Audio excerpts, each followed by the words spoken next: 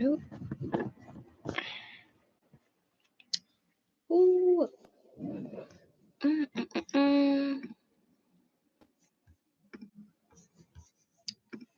Let's see.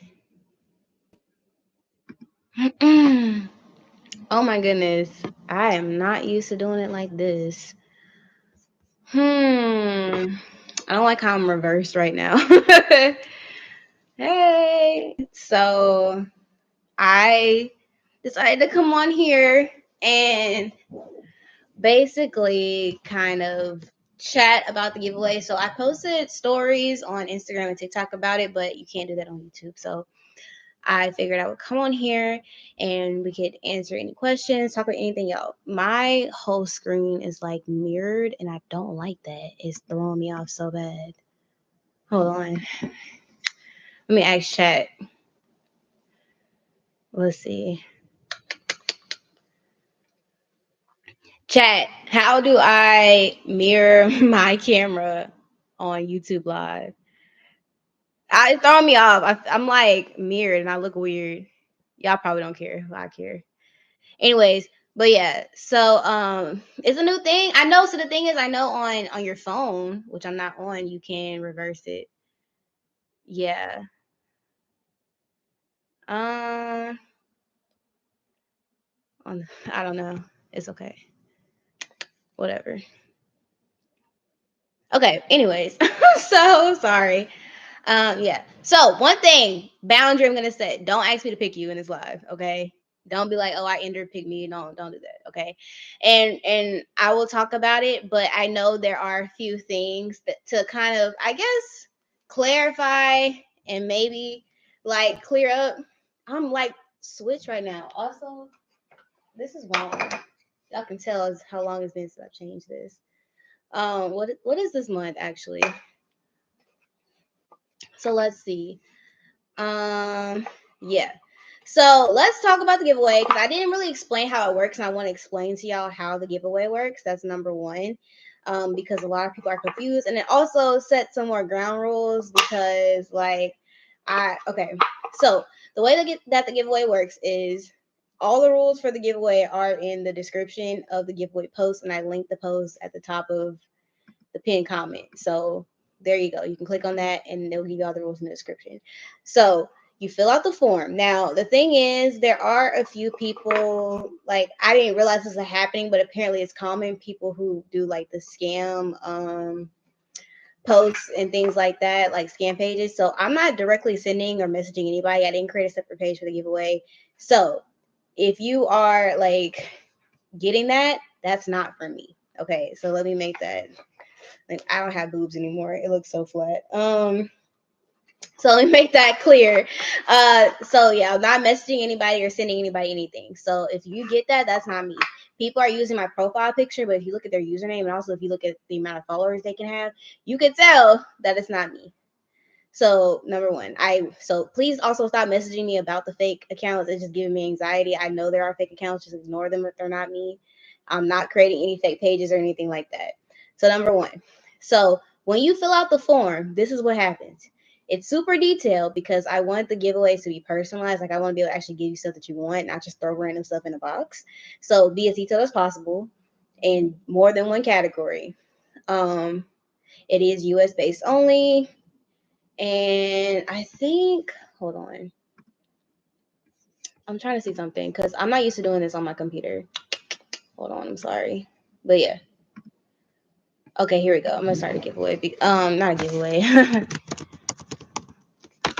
Because any questions y'all have, now is the time to ask because I can't post on my story to clear things up. So there is no. I think there were stories on YouTube before. They're not any anymore. So hold on, giveaway question. So this is your time to ask me about any products that you think I might have, so you can mention on your form how it works, how you get picked, all that good stuff.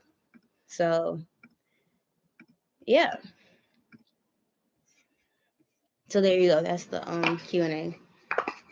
I'm sorry. What is today's date? I'm all over the place today. Today is the 3rd. Hold on. The 3rd of June, right? 3rd of June. That's right. It's been like a month since I've changed that. So yeah. Let me make sure that I have it. You have to see our subscription. So this is the thing on the form, it will tell you. So on the form, it's gonna say, "Hey, send up like take a screenshot of you following me," and she's made and posting it on the form, and it's gonna do that. But yeah, and then as far as the boundary I'm asking to be respected, I have asked people, and I'm gonna explain why. I have asked on the giveaway form, in the caption, on stories multiple times this week. Don't message me about the giveaway. Don't email me about the giveaway. I've had people emailing my management and they're sending me stuff. I've been bombarded with messages of people sharing their deep traumas and struggles. I'm a single mom. I'm homeless. My hair is falling out, yada, yada, yada. And I don't appreciate that. Number one, because there are people who've had that same struggle and they're respecting the rules that I set and not messaging me personally. That's number one. Number two, that's not fair to me to have to basically, I don't want to be mean, but you're trauma dumping on me in an attempt to guilt me into giving you something for free. And that is emotional manipulation. And I don't deserve to have to experience that all because you don't want to respect the rules. Like, why do you get to reach out to me and get and convince me personally to send you something for free instead of everybody else who's following the rules? I literally posted on my story. I cannot believe this. I posted on my story on TikTok and I said, don't message me. I had somebody respond to the story messaging me about the giveaway. Like, that's how people are just disrespecting my boundaries. I don't know if it's because y'all people just think I, as an influencer, don't deserve boundaries or what, but it's like that's why from the jump I said don't message me because I knew people were gonna do that, and I don't want to hear that. Respectfully, it's not my you're placing a burden on me, and that's not fair. You don't know me. I don't know you, so why are you sharing your deep traumas to me? Like that's not okay. I don't want to deal with that. You know what I mean?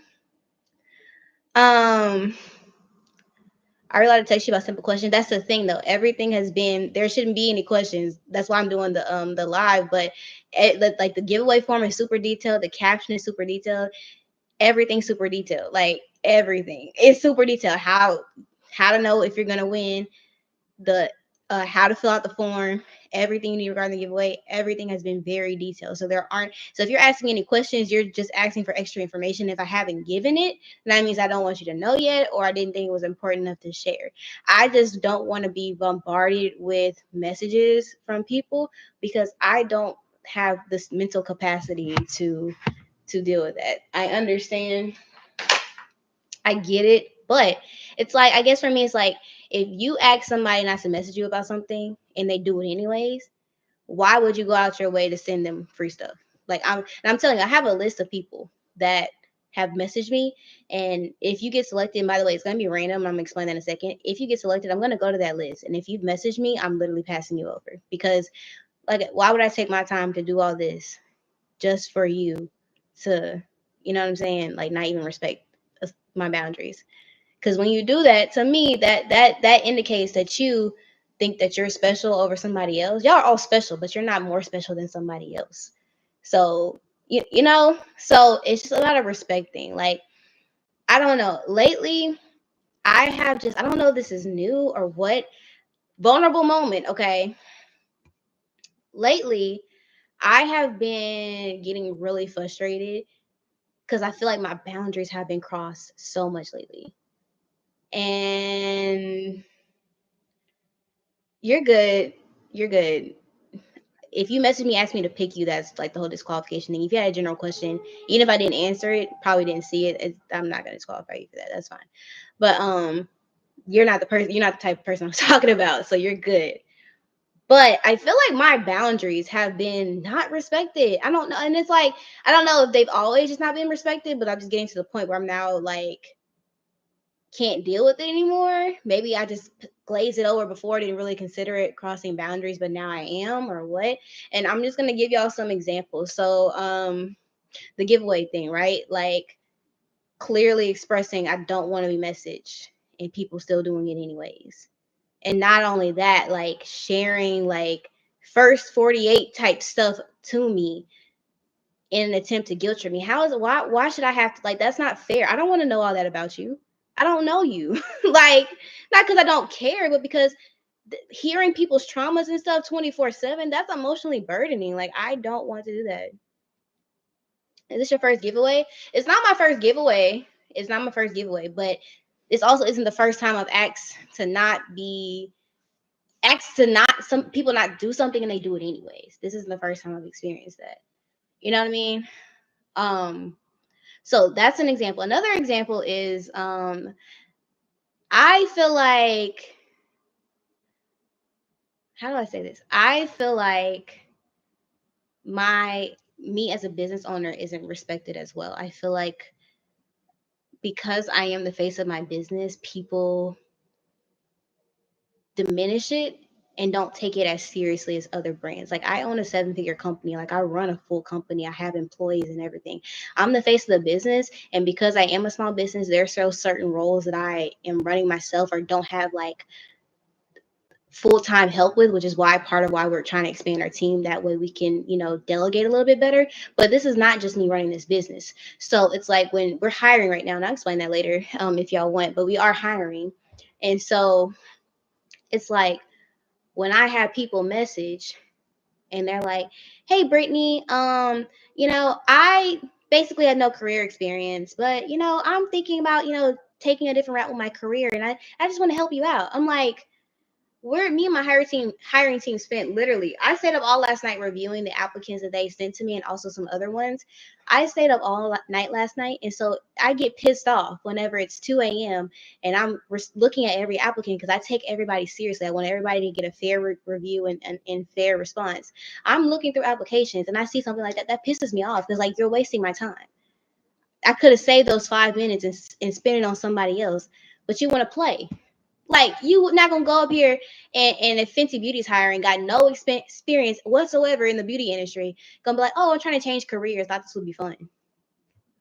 Why are you playing on my business? Like, that's not cute, right? Like, that's now it's different if you maybe just don't have enough. You have a little experience, don't have enough, and so you're just trying to take a shot. That's fine. I don't mind that.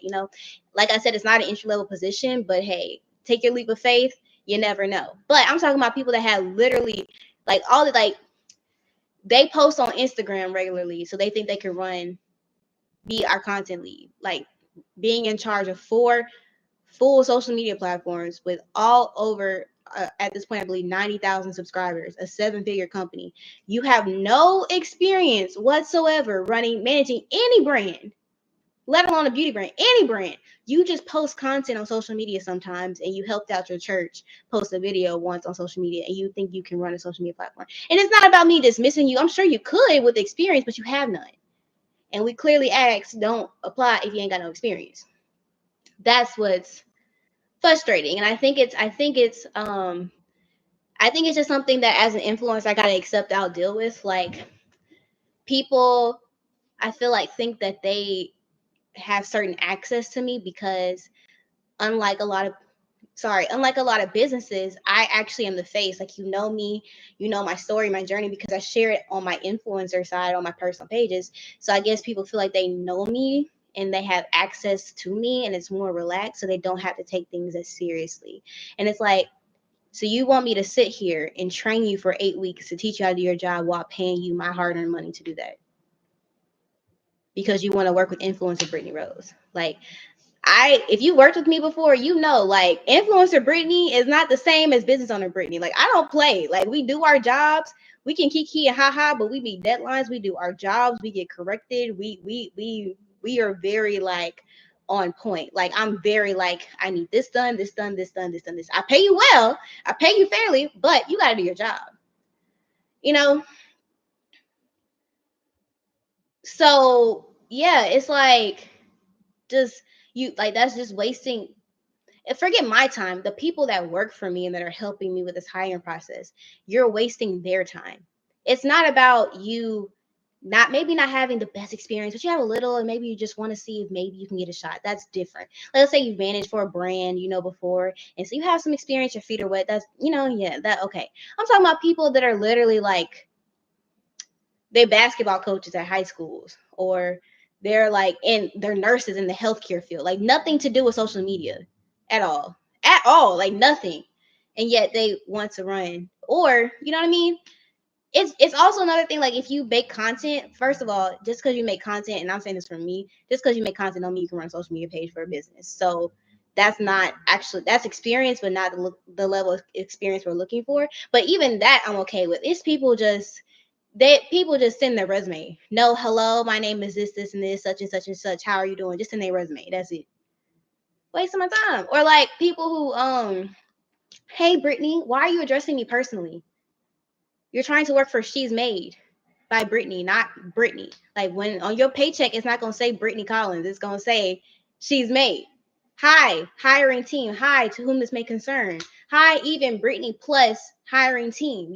Professionalism. So, because to me, if you people sending emojis and stuff in their emails and stuff, and it's just going through literally. I think I've been through about 150 applications in the last 2 days. I'm exhausted, and maybe that's why I'm frustrated. But it's like out of all of those, we only have maybe 10 to 15 people that are actually we are considering for interviews. That means all the other ones, some people just weren't a good fit, but they did submit resumes, were professional, all that. But a large, I say about 50% were just like time wasters. And we made it clear. We said, do not apply if you don't have experience. We need people to hit the ground running from day one. So if you don't, like, because I don't have time, and my team does not have time to train you for 6 weeks to do your job. We need 2 weeks max for you to get used to the systems, get used to the platforms, get used to onboarding. That's fine. But after like 2 or so weeks, you should be running 80% of the role, and I just be supervising, not me teaching you and all that type of stuff. You should try a different route when trying to hire people, and you shouldn't seek employees from this. See, that's the thing though. We do have other applications from other avenues. So social media is the only place that we did post, but I wouldn't count that out, because I do think there is value in working with people who are familiar with your business, who follow you, who even follow me personally, that they might have similar values. And I think that's also very important. So don't get me wrong, we have applications on other actual like job posting sites, but I do think that that's not always a bad idea. I think that because you can be a subscriber for somebody and maintain professionalism and work with them. It's when people who idolize me or who are fangirling over me and just want to work with me to say that they work with Brittany. That's where it gets frustrating. You know what I mean? Like, you can be like, oh, I love Brittany, all that type of stuff, but I also got my degrees, I got my experience, girl, let's do something. Cool, awesome, love that. It's people who are like, oh, I've been following you.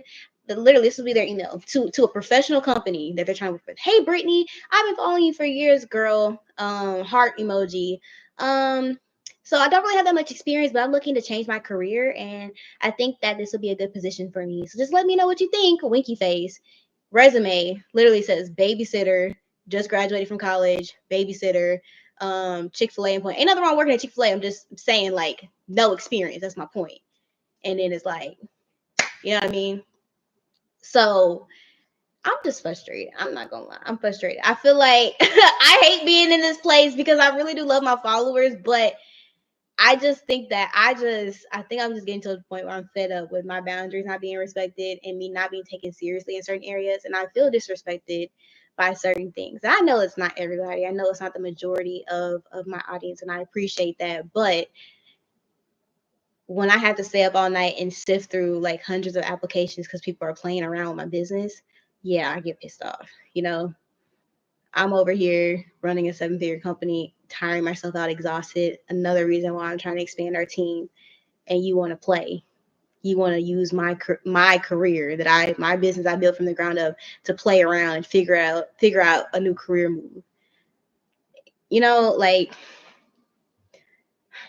I think it's like the influencer thing. Like, I don't want to sit up here and complain. I really don't. But I feel like people don't talk about this side of the of social media. Like, y'all see, oh, you get a lot of views. Oh, your business is doing good. Oh, you got a brand deal this. By the way, I've only had like one brand deal this year. But oh, you have a brand deal this. I lie. I do have one brand deal it's been like 6 months working with them. So we're just gonna, but like, it's just like I feel like mentally I might be reaching my limit and I might need to take a break. That's what I'm feeling. And I think that the giveaway kind of triggered something for me, because I have never I've been on social media for a long time. I have never experienced that level of just plain disrespect. Like, I'm sorry, but when that lady literally replied to my story of me asking people not to message me about the giveaway and messaging me about the giveaway, I'm like, do you think I'm a dog? Like, I just asked to not have something and you're going to do it anyways. And yet in real life, if someone asks you not to speak about something or say something, you would dare do it. So why do you do it to me? You know? Um, Taja, so I'm sorry, that's how you pronounce your name. On the community tab, it goes into detail about the positions, and just if you don't have experience, then it might not be a position for you. I know you're a licensed cosmetologist, but I'm not sure if that would fit any of the roles. But I don't know your experience, so look, I don't know. We don't hire minors. Um, yeah, like as a professional company, we no professional company hires. I don't think they hire minors, right? Like legally, you don't hire minors. And I think that comes from the whole influencer thing. Not you. You just made me think about this, but like I had a 15-year-old reach out, and I think that just shows how people don't take my business seriously. But I mean, you're 15. I get it. I'm not saying anything about her. I think it's cool that you are confident enough to reach out to something like that, even though like I legally couldn't hire you even if you had the experience. But I don't know. I think I'm just tired. Can I answer the giveaway even if I don't have Instagram? Yes, but you need to follow the rules. So I would check that giveaway post. In fact, you know what? Let's go to the giveaway form right now. Hold on, because I have it. What is it? It's on Google Forms, right? Because I'm gonna prove to y'all that this form works. And hold on, Google Forms. I have like 20 Gmail accounts, so I have to sign into the right one. Hold on. I forgot which one I did this on my. Yeah, hold on. I'm sorry. I'm like all over the place today. I'm exhausted. Let's. All right, here he is. All right, here it is. Okay, giveaway form. Brittany Rose giveaway form. Okay, so first of all, I said that you will be notified through email. That's in bold right there. And so that means if you get sent something by DM, message, anything, that's not me. I didn't create a separate page for my giveaway. I wouldn't do that. I'm not sending people. I literally had to filter out comments because somebody responded to over 1,000 comments in my giveaway post on TikTok with a false link, and they had my profile picture making people think it was me. Like, yeah. So no, I'm gonna change this though because we need to lighten this topic. So hold on. I'm gonna finish, but I wanted to. Okay. Let's say questions about life. Basically anything y'all want to ask. We need to change the subject, okay? Y'all see my eyes? I'm like, okay. So here are the rules. I'll just go over them. Don't do this in the chat. Don't do this in the chat. Don't do this in the chat. Okay. So you, first of all, wherever you see the giveaway, that's where you follow me, and that's where you follow She's Made by Brittany. At She's Made by Brittany is the same across all platforms. But like for example, if you saw the giveaway on YouTube, subscribe to me on YouTube, subscribe to She's Made on YouTube. If you saw it on Instagram, do those things on Instagram. If you saw it on TikTok, do those things on TikTok. Okay. I didn't feel like it was reasonable to make y'all follow me on all three of my platforms, plus my business page on all three platforms. So just whatever platform you see. If you want to do that, that's fine. There's a section for you to upload those extra screenshots for like a double entry, but it's fine if you don't want to. So then it says all this stuff like I'm not responsible for lost and stolen packages, yada yada yada. Say please don't email me about the giveaway because I will disqualify you. US based and has to be 18 just because like this is the thing that's tricky with influencers. It's like that's also part of the reason why I don't answer a lot of my DMs, especially on Instagram. because I get a lot of underage people messaging me, and it's not nothing crazy, but it's just like I must be 26, and I feel like it's inappropriate for me to be going back and forth with a teenager. It's different if I know you in real life, but back and forth with a stranger, a minor, that's weird. You know, it's different if we're in live and you answer a question in like a public setting, but like a private message, that's weird. I don't answer DMs from minors at all. And sometimes it's hard to tell if they're minors because they don't put their age in their bio or it's private. So I just have discernment over answering stuff um like that. But yeah, so it's only, and so this is the thing. It's only valid for June. So you can apply anytime you want. You can apply today, which is the 3rd, or you can apply June, like January, February, March, April, May, June. 30. This is a trick to know how many days of the month there are. So if you land in here, it's 30 days. And if you land up here, it's 31. So January, February 28, March, April, May, June has 30 days. So you can apply today or you can apply June 30th. Doesn't matter. Every week I'll select people from the giveaway. So I'll start selecting probably next week. And yeah, so that's how it'll go. And then after that, like, so after June 30th, that form will be gone and the July form will go up. And everybody who applied in June will have to fill out the form again in July. That helps to keep the responses fresh because we literally have, I think I checked today, like 8,000 responses so far. And it's only been like 3 days since I posted that giveaway post. Okay. So that helps to just keep things fresh. And you will be emailed if you win. I'm not going to announce it on social media, so you will be emailed if you win. Now, y'all will see me. I'm going to make videos, showing me curating the giveaway packages and stuff, so y'all will know that people are winning and getting stuff. But I'm not going to announce anybody specifically on social media, if that makes sense. So you fill out your address, all this good stuff. It's your responsibility to make sure it's right. If it's wrong, I'm not sending another package, okay? Place for you to upload your screenshots showing that you subscribed or followed to whatever platforms you're supposed to. And then this is the part that a lot of people are getting confused on, saying the form is broken. It's not. You're supposed to rank each category, 1 being your favorite category, 6 being your least favorite. So when I say rank, you cannot repeat numbers, meaning you can't rank both skincare and hair care 1. 1, you can do hair care 1, fragrance 2, like that, but you cannot use the same number for 2 categories.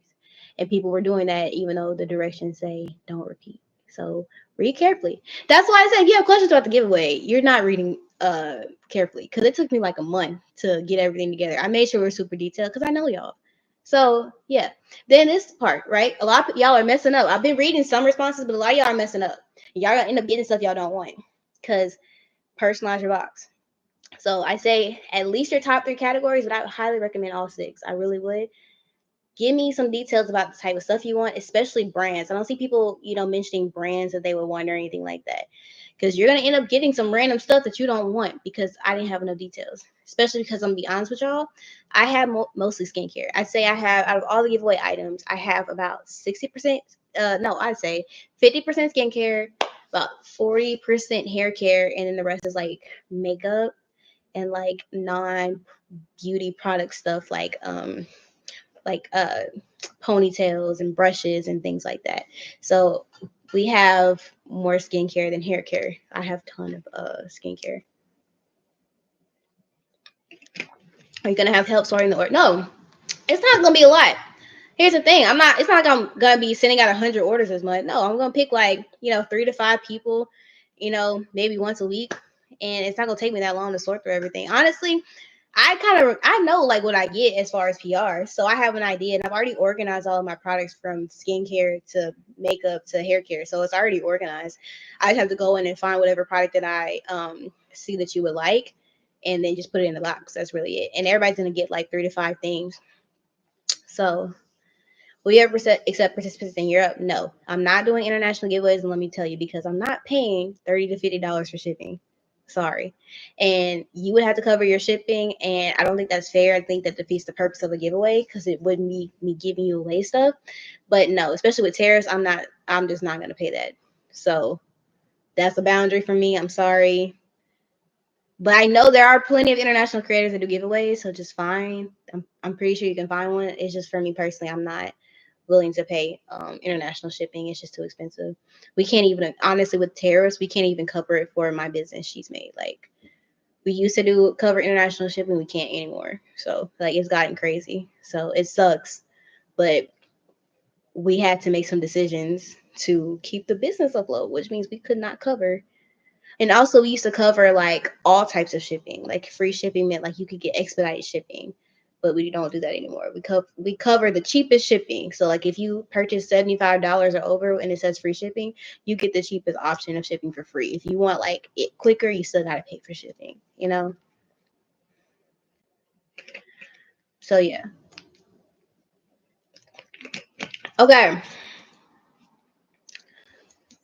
But also, see, the thing is, if you pay for shipping, that turns the giveaway into a whole another thing because I have to accept payments and things like that. And that, like, it just complicates the whole process. And it's already a lot. So I'm just not willing to do it right now. Never say never, but I don't see a reality where I would be able to do it at this point. It really just complicates the process. So I'm not going to do it at this moment. But I don't know. We'll see. Because I do know I have international followers, and I don't want to dismiss y'all. But I mean, I'm based in the U.S. Like, you know. All right. So now, change the subject. If you still want to ask about the giveaway, you can. But let's talk real tea. I know people got weight loss questions.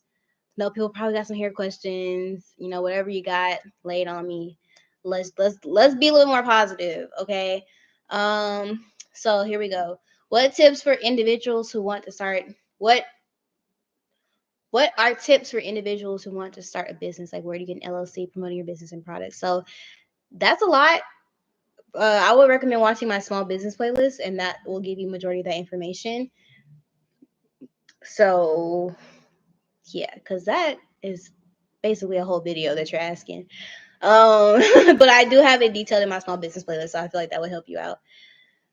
Do you have any upcoming vacations or birthday plans? Yes, but I'm not announcing it yet. I don't like to announce where I'm traveling before I get there because people are creepy. You think I'm being crazy, but trust me, I'm not. But yes, I am going on a trip for my birthday. Honestly, I'm going to be gone for like half of July, and then I have a really exciting trip that I might be going on. I think maybe in September. It's going to be really cool. So yeah, I'll be traveling a couple of times this year. I have a couple of events I'm going to. It's exciting.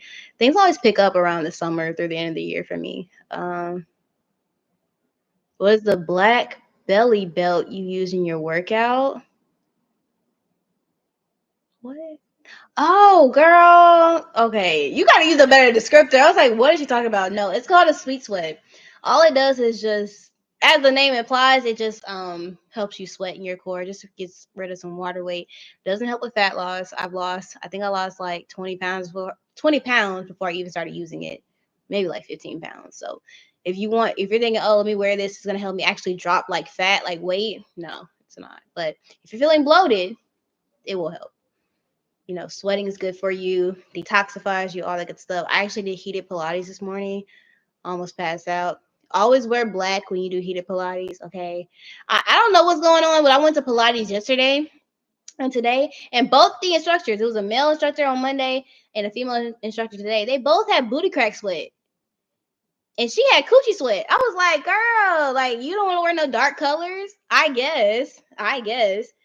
And y'all know how they be like, they don't do the full workout. They do some of the reps and they walk around and start motivating people. I see you. And then they like go back into it like halfway through. But she had like, no, his booty crack sweat was bad. Her coochie sweat was bad. He didn't have coochie. I mean, he had coochie, but like his I'm talking about, it was like, if these are the shorts, I'm like, this whole area was just like wet. I'm like, I know it's natural, but I was sweating too. I probably would have had the same thing too, but that's why you wear dark colors. Okay. On days where I know my workouts are intense and I'm in a heated studio, I'm wearing dark colors. Okay. So I just started my weight loss journey. I'm 150 pounds at 5'4", and I'm trying to get down to 130 pounds. Okay. How long did okay, hold on. I'm sorry. I'm gonna answer your question. I'm gonna change the Q&A because I see a lot of people asking. So we'll just do hold on. I'm going to change the topic because people are asking about it. Okay. All right. So now I'm going to answer your question. So I'm gonna just like put y'all on game with weight loss. I've learned so much. So if you have any questions, then just ask. So I started my weight loss journey. I'm 150 pounds at 5'4". I'm 5'4". So I remember what I looked like at 150 pounds. Trying to get down to about 130, which I think I'm like maybe 2 pounds heavier than that. So got that picture. How long did it take you to lose 20 pounds? What have you noticed help you lose weight the fastest? So how long did it take me? Y'all know my weight loss journey has been very just like, it has not been straight, like a straight path. In fact, I probably should have been at like 125 by now, but y'all know I'll be having my ups and downs. But the rate of weight loss has been steadily down, but it hasn't looked like this. It's been like that. So I've lost. Hold on, because I broke my scale and I realized it was actually underweighing me by 4 pounds. So I'm gonna use my calculator to tell you how much I actually weighed at the beginning of this year. So I weighed. What are you? Hold on. Plus, this is so bad. I weighed 152.6 pounds at the beginning of this year. If I factor in that. So, and I currently weigh. Last time I weighed myself was like 2 weeks ago. I was 134.3 pounds. So I lost 18 pounds this year. But I actually started my weight loss journey in October and I was 160.4 pounds. Didn't subtract that from my current weight, which means I lost 20. Dang. Oh, dang. I lost 26 pounds in like the past few months. So I would say if I locked in for real, without any ups and downs or mess ups, I probably would have lost 20 pounds in about 4 or 5 months. So I'm about a month. I would say I'm about 6 weeks behind from where I should be. If you, because I just, I've had ups and downs. I've had like, 4 or 5 days where I just went crazy and then had to get back on track. But I always got back on track. So the trend always kept going down. But I would say the thing that helped me lose weight the fastest was stop trying to like do fast weight loss. Because the thing is, I've tried everything under the sun. I've tried, 72-hour water fast. I lasted like maybe 10 hours. I've done juice cleanses. I did a 10-day juice cleanse, gained it all right back. Uh, I've done so many just crazy diets. Like I've done so many like just trying to get fast results. And then when I finally just decided just to fix my eating habits and stay active, that's when I started to see progress. Because I learned that staying in a calorie deficit, it's working, but it takes forever to see it. Like you have to stay consistent, not for like 20 days, not for 30 days. You have to stay consistent for like 8 weeks, 10 weeks, 12 weeks. Because I'm telling you, it might not look like anything's happening, but in 3 months, when you look back, you're like, dang, I lost a lot of weight. Because all the way through March, I stayed consistent from January through March. All the way through that time, I did not notice I had lost any weight. I was like, I'm not losing weight. I don't see it. I mean, I felt better, but I didn't see it. Then all of a sudden, one day I woke up, it was like the end of March. I was like, dang, I look skinny. And then from that point till about honestly like 2 weeks ago, I was like, dang, I look skinnier. So even though I've been on a weight loss journey now for like about 6 months, I don't notice a difference until 2 to 3 months, each time. But that's the same thing I tell y'all with hair growth. Like if you're taking care of your hair, it is growing, right? But you're not gonna see a difference until like 4 to 6 months. You're gonna look if you started taking care of your hair in January, you're not gonna see a difference until you wake up one day and you randomly stumble on a picture from January and you're like, dang, my hair grew. That's how weight loss is. Especially when people start to see your progress before you see it. And you're like, dang, now I'm like, okay, I'm skinny, period. But even though I'm not where I want to be, I 1000% see a difference now from January. But I still be struggling because I'm like, I don't feel like I made that much progress in the past 2 months because of me. I've been slipping up, y'all, like crazy, but not enough to make me gain weight or even maintain it. But I'm definitely not losing weight as fast as I could have been, which is why I'm trying to lock in for the next 6 weeks because we got this vacation to go on. My birthday's in 6 weeks, y'all. That's kind of crazy. So yeah, we have to lock in. Can you please post some simple workouts at home? So YouTube is a great resource to find workouts at home. I'm not a workout person and I'm not gonna be one because I don't know. I feel like as someone that is not licensed in fitness, I'm not about to give you a workout plan, especially because I know that a lot of people, it's your eating habits that's not working out. You can sit on the couch, but if you're in a caloric deficit, you're gonna drop that weight. Most people don't. It's easier for them to be active than it is to fix their eating habits. Same thing for me. I had no problem working out 6 days a week. I just couldn't put the fork down. That's why for 3 weeks I forced myself to only eat one meal a day to learn discipline around food, to control myself and realize, yeah, you can be hungry and you could be okay. Wasn't a long term thing, but just to teach me discipline. But yeah, okay. Um, I started counting calories because I know it works. But I'm struggling right now to keep off the few pounds that I lose. Did you count your macros? I just did calories. The only macros I count is protein. At first I was trying to get 100 grams a day. Now I try to get 100 and I think 15 grams a day. But once you kind of learn how to eat for high protein, it's not hard to reach your protein goals. It's just learning and getting used to eating things that are higher protein. Once you reach your goal weight, do you think you'll keep your same workout routine? No, definitely not.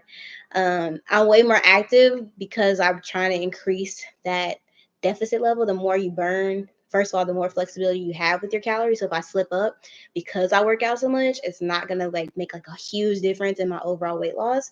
So it helps to create that kind of like cushion for me. But also, the more calories you burn, the faster the weight comes off, I guess, if you're controlling your eating. But definitely once I reach my goal weight and I just want to maintain, I probably will stop walking 20,000 steps a day. I'll probably will just try to get 10,000 steps and then work out like, 3 or 4 times a week just to maintain it. Just make sure I'm staying active, not just sitting around the house. Because here's the thing. When I gained weight, I knew I was gaining weight. Literally, I would eat DoorDash all the time. That's like thousands of calories, right? If you're eating home cooked meals, it's not that hard to gain weight. If you're eating like regular size portions, home cooked meals, even if you're not counting calories, whole foods, healthy foods, maybe some processed things every now and again, it's hard to be in a calorie surplus. You might not be in a deficit, but you're definitely not going to be eating enough to gain weight if you're eating regular portions, just eating regular. It's when you start going to Chick-fil-A every other day, foods that have thousands of calories in them, and you sit on your couch 24/7 and watch TV, like you actually don't be active or do anything. So I knew I was gaining weight, but I was in denial about it. So now I live a life that even if I start losing weight today, it would kind of be hard for me to go back to gaining weight unless I just like started picking up my really, really bad gluttonous habits that I used to have. Like I'm talking, I would eat like 4 or 5 thousand calories a day. Not every day, but like every other day. But then the thing is, if you do that maybe 3 times a week, and then you do that for like 6 weeks, that's like what, 2, 3 pounds you're gaining. And after 6 months, that's like 10, 15 pounds you just gained. As somebody who's 5'4" and carries most of their weight in their center, that's huge. So yeah, I'm at the point now where even just losing like a couple pounds, I only lost like 2 or 3 pounds in the past month. And yet my core, I can see my ribs now, like my upper ribs. I couldn't see that a month ago. And I've only lost like 3 pounds. So it makes it, I'm at the point now where losing even like 2 or 3 pounds makes a huge difference because I don't have that much body fat left. I think the biggest thing for me is like my legs. I'm like, dang, my legs are small. Like, what is this? You look amazing. Wish I had your discipline. I wish I had my discipline too, because y'all hear that? It sounds like somebody was spilling water right in front of my door. Anyways, I've been hearing weird sounds all day. But yeah, my discipline, honestly, I had to learn to be okay being hungry. Now, am I saying that on a deficit you should be starving yourself? Absolutely not. In fact, that's probably gonna push you like to binge. I'm not saying that. But I am saying that on a deficit, there are gonna be times where you want to eat because you're physically hungry, but mostly because you're mentally hungry. You gotta say no. That's easier said than done, though. But the more you do it, I watched a sermon today, and it was saying like every single time you resist or don't do something, that's 1 rep.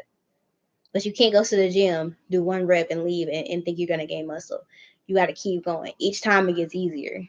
So now I still struggle. Like I don't say no all the time, but I say no way more than I used to. And it's allowed me to go down steadily. And even though I'm not losing weight as fast as I feel like I could because I still struggle with gluttony, it is sustainable weight loss. I know, for example, I'm never gonna be 150 pounds again unless I get pregnant, which is not in my near future, you know. So I say probably, I know for sure in the next 6 months. So like by Thanksgiving, I definitely will be done losing weight. It just depends on how slow. I definitely want to make some, like, I want to lose at least 5 more pounds before I go on vacation in 6 weeks. I gotta wear a bikini. I'm sorry, I don't care. Like I gotta be. And honestly, 5 pounds would do a lot for my core.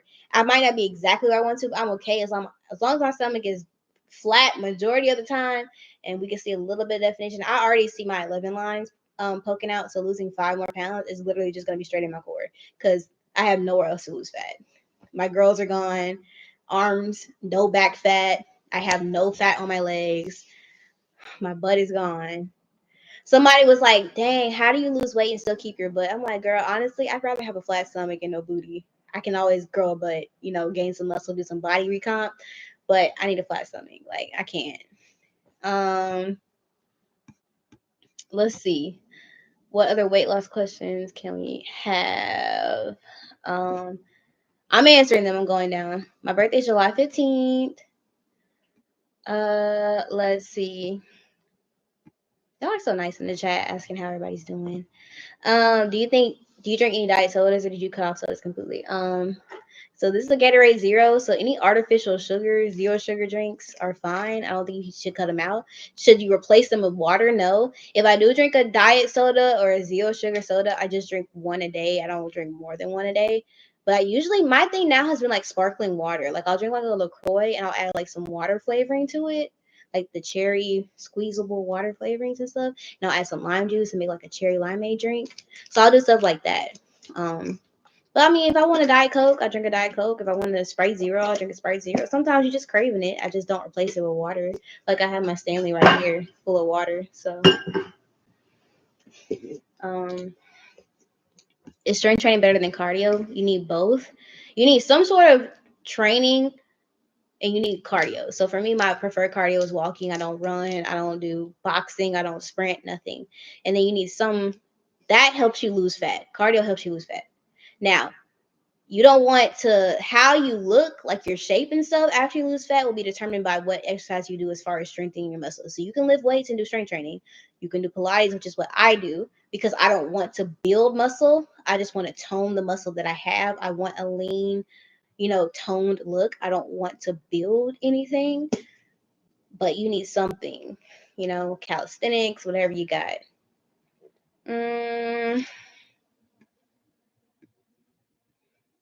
Let's see. Did managing stress help with weight loss? Yeah. So y'all know stress activates your cortisol, which is your stress hormone, which helps you hold on to fat. So if you can lower your cortisol by lowering your stress, honestly, that just comes from trusting God. I'm in a place in my life, especially my platforms. It's like I'm transitioning into something new. I don't really understand it with my content, and I feel like I'm right on the edge of finally breaking through. But I'm just like trusting God. Honestly, I don't even think I'm gonna post till Saturday. I just need a break. Um, my videos have been performing pretty well lately, and it's been making me scared because it's not hair content, and I don't want to mess up. I'm like been concerned about messing up like my weight loss content, messing up my modesty content, messing up my lifestyle content because I don't want people to I don't want the videos to start flopping again. So that just shows I don't trust God with new content.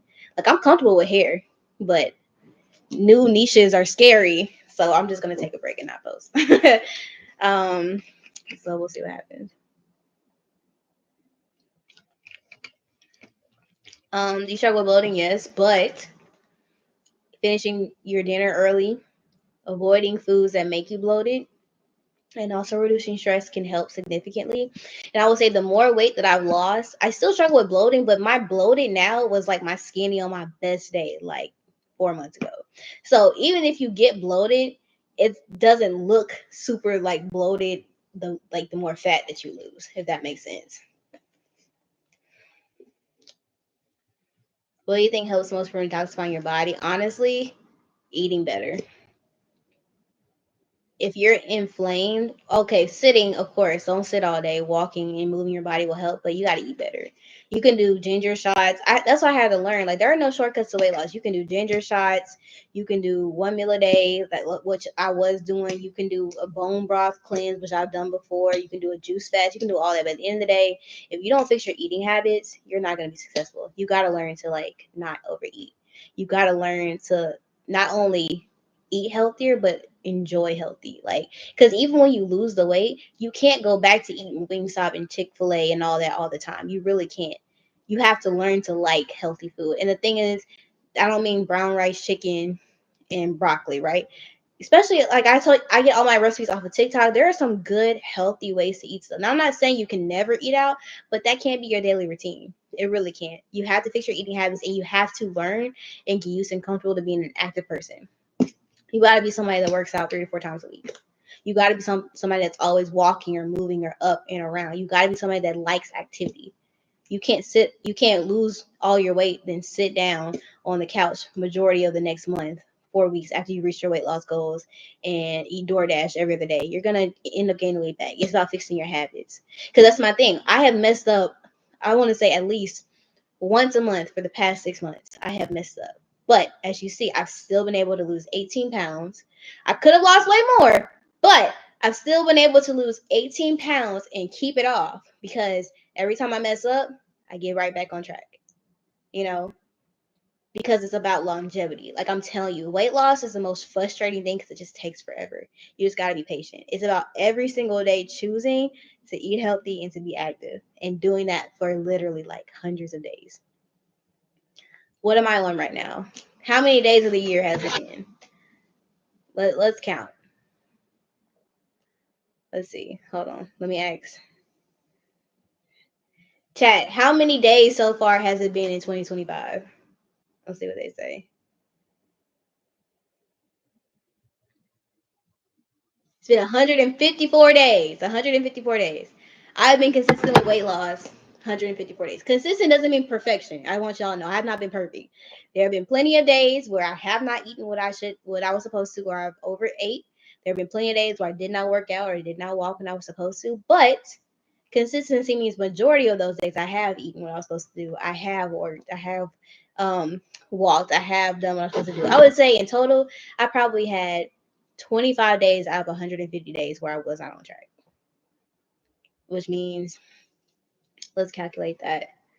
25 over 150 is x over 100. 100 times 25 divided by 150.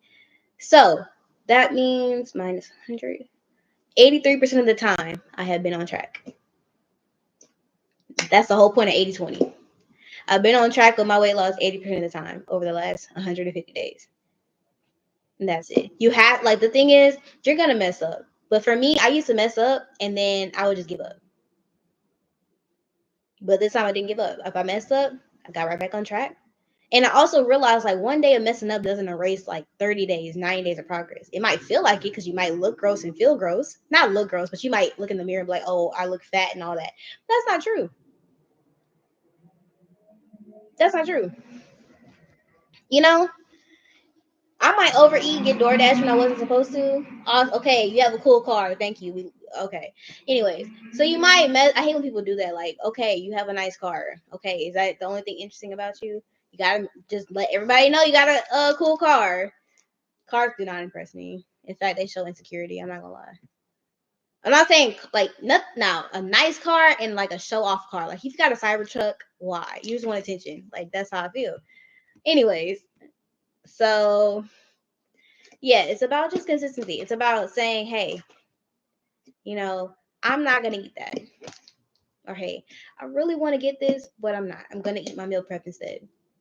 And I would say the best way to stay on track is to be prepared. I'm telling y'all, you're gonna have days, I don't care who you are, where you are gonna want to eat what you're not supposed to eat. Now, when you're hungry, you want to eat with your eyes, not with your stomach. So you want whatever looks the best, sounds the best, feels the best. And so if you don't have anything else as an alternative, you're gonna get that unhealthy thing. But if you say, hey, I want Wingstop, but I got meal prep at home, you're more likely to eat the meal prep. Or if you're hungry, but you're like, oh, I'm hungry, but I got that meal prep in there. So you're thinking about something that you know you can go in, pop it in the microwave, and there you go.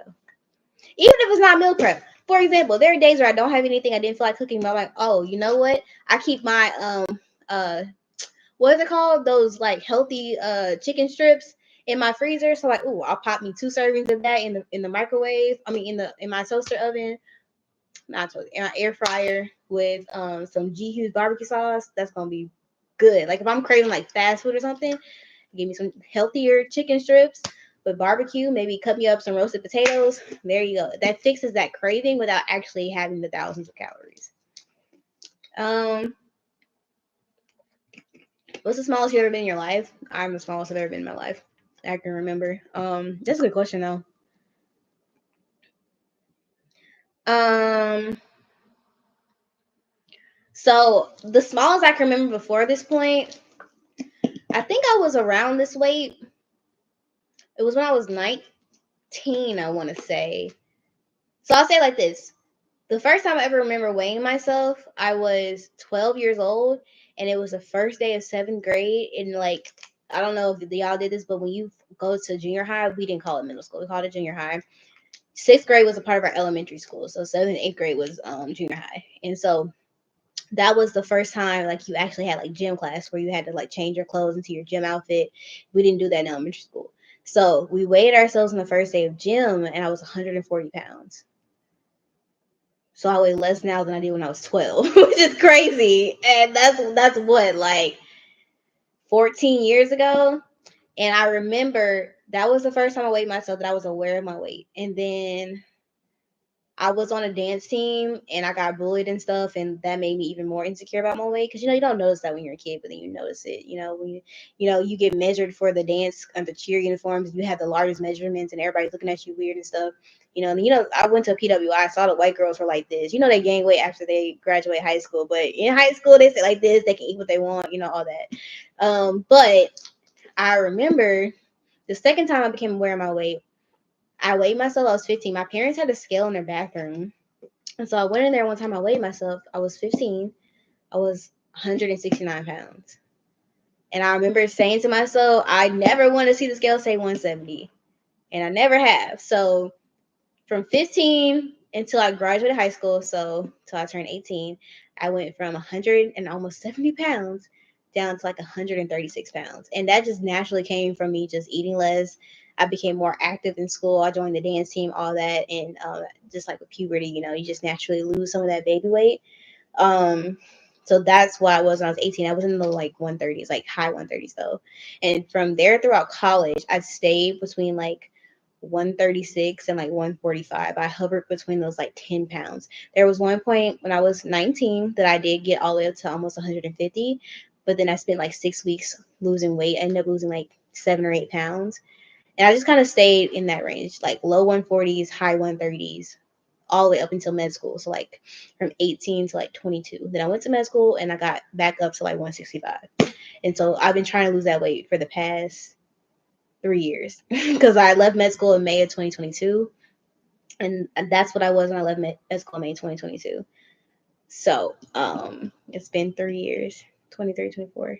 Yeah, it's been 3 years, but we finally got there. And like I said, for me, it was addressing my habits.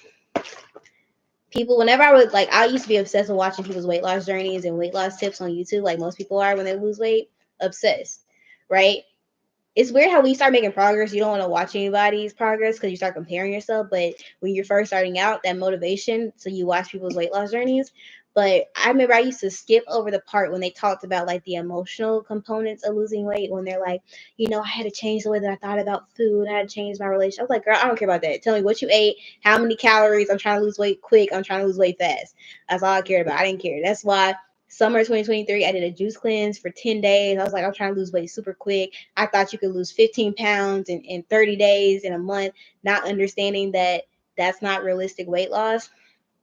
So finally, I said, you know what, this year, I'm going to work on my relationship with Christ. And I'm going to try to incorporate that or make that the center of my weight loss journey. And here we are 20 pounds later. It actually worked. And yeah, like I said, I'm still learning to overcome. Somebody literally commented on my video today and they're like, I don't think you've ever struggled with gluttony. I'm like, you've never seen me stuff my face with 4,000 calories in one sitting. So I don't know what you're talking about. Literally, I wasn't even hungry. I was making myself sick, but it numbed everything. That's why I did it. Like when people get high, I don't do that anymore. But I had to learn that like when you address the emotional issues around food, it becomes easier to stay consistent with weight loss. Because before this year, I've never been able to stay consistent with like weight loss longer than like 6 to 8 weeks. After 6 to 8 weeks, I was done. It's weird. I would make progress and I would self sabotage myself. Like I don't know why. But this year, literally, I've been able to steadily lose weight. And yeah, like I said, I feel like I definitely should have been in my goal by now. I mean, it's not unreasonable to lose 25 pounds in 6 months. That's actually pretty reasonable, even for somebody my size. So I'm like, at least, I could have lost at least 5 more pounds at this point. But that's because I'm still struggling with gluttony. Like, I'll do good for most of the month, and I'll have a few days where I might mess up. And that might, backtrack some of my progress. And that adds up. But you just get right back on track. And the consistency has paid off, but I still struggle with gluttony, which is why it's taking me longer than most people. I'm losing about 2 to 5 pounds a month, which is sustainable. But I'm tired of being a weight loss journey. I said Thanksgiving I want to be done. I should be done before then. Like I should be done before then. I should be almost at my goal by the time I go on my vacation. So like the middle of July, I should be almost done. It's like 6 weeks from now. I should maybe need to lose max 3 or 4 pounds, right? I should be almost done. But so that's like locking in for like another 2 months max when I get back from vacation. Like I said, I might be going on a trip in September. So if I lock in when I get back till that point, I should be good to go. But yeah. Someone says I eat salads every day and try to eat more protein. Love that for you. Fun fact, I hate salad. I think I maybe had salad once in the last 6 months, which just shows you don't have to eat salads to lose weight. I like vegetables though. In fact, I prefer vegetables more than I like fruits. But yeah, you don't have to eat salads to lose weight. Do you use any Bible apps? I have my here. I'll show y'all. This is my Bible that I got recently. This is an NLT. I started reading it in NLT. I think I got this maybe like 2 or 3 months ago. It's in my Amazon storefront. All of my Bibles are, and I bought the Bible tab separately. It doesn't come with it. But I like it because it has like little inserts in it, and then it has like a journal prompt on each page. So if you want to journal while you read, it will have like a journal prompt for what you read on the page, which I think is kind of cool. But this is NLT, which I would recommend. It's way easier to understand, and it actually makes reading more enjoyable. NIV is cool, but this is like way better to read, in my opinion. And as someone who's been a Christian for years, NLT is where it's at. Vegetables over fruits. Yeah, I'm not a huge fruit person. Yeah. I need to pray about my gluttony because, girl, I eat. And the thing is, gluttony isn't just limited to food.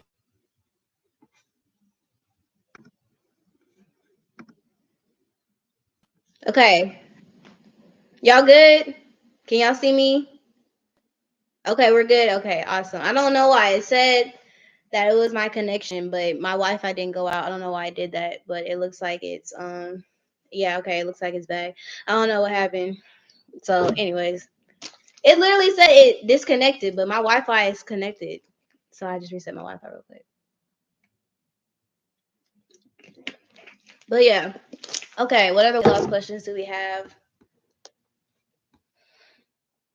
Girl, why are you mad that I like vegetables? I'm kidding, but like, no, I'm not. I've never been a huge fruit person. So for some reason, I am allergic to bananas and avocados. I literally get like feels like I'm giving birth. I get very painful cramps whenever I eat bananas or avocados, and I either have to puke or just deal with it. Like one time, I remember I was trying to lose weight. This was back when I was 19, and I made a smoothie with an avocado. I drank that smoothie. My stomach was hurting so bad. I hopped in the shower. I had jumped out of the shower, like butt naked, ran to the toilet and puked my guts out. Like, I cannot keep down avocados and bananas. I had a smoothie one time with a banana in it. I was like a smoothie king. They were giving out free smoothies. I drank one. Literally had stomach cramps. I was doing training for a job. I could not finish the training. I literally could not move. It's like incapacitating cramps. So, yeah. How you like your veggies cooked? I don't really like raw veggies like that. I'll do a cucumber. I love cucumbers, but it has to be cooked. Mm,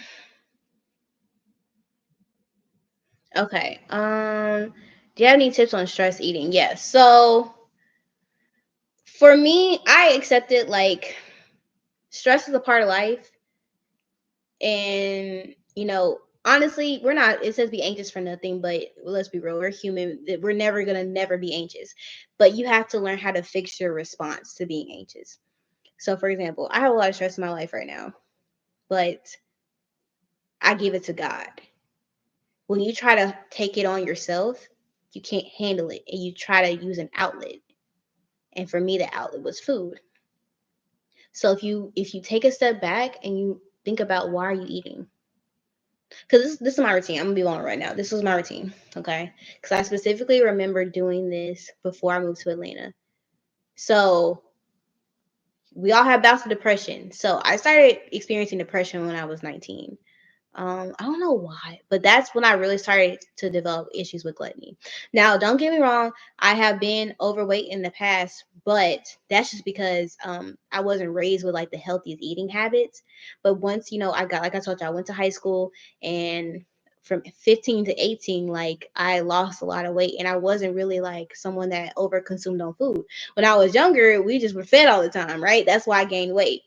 Um, but I didn't have any gluttonous issues because I didn't have any like actual real life problems at 15, 16 years old. But when I was 19, I remember I got depressed for the first time in my life. I didn't know what it was, but I got depressed. And I remember for the first time in my life, like I was a straight A student. I graduated with 4.3 in high school. I was top of my class, everything. But this semester, I was taking organic chemistry. It was my first semester of my sophomore year. I was stressed. First time in my life, I had no desire to study. I did not want to go to class. I'm talking my freshman year. I graduated 4.0 my freshman year. Like I made the dean's list, everything. Like it was no joke. But I did not want to study. I did not want to go to class. I didn't care about my grades. I got my first B ever. Like from that point up until 19, I had never gotten a B before. I always had straight A's. Got my first B. I didn't care about I didn't do anything. And I remember I was an RA in the athletes residential hall. So like all of my residents on my floor were football players. Wasn't luxurious. They're not like the vibe that you think they are. It was not like, oh, I have my eye boy candy. Oh, they're not. They're hoes, and they're loud, and they party all the time, and they're actually not the smartest people at that age. Okay. So it wasn't like that. Okay. But anyways, so, of course, the athletic buildings, the athletic dorms, they all nice and everything, studio apartments, bathrooms, everything nice. So, our residential hall sat on top of a Wendy's and a grocery store. I forgot what the grocery store was called. It was like McThern's or something. I was to LSU, y'all. So, if you know, it's the I forgot the name of my hall, the Nicholson Gateway Apartments. If you've ever been to LSU, that's where I lived. So I remember we lived right, like literally, you could take the elevator downstairs, walk around the building, like I'm talking 60 seconds, walk straight into Wendy's. So I remember I started going to Wendy's, okay? And I would get, first time in my life, I would go to the grocery store and I would get the Haagen-Dazs chocolate ice cream, or in like a bag of potato chips, or I would go like a big bag of Ruffles, like whatever, or I would go to Wendy's and I would get 2 large fries with the chocolate frosty.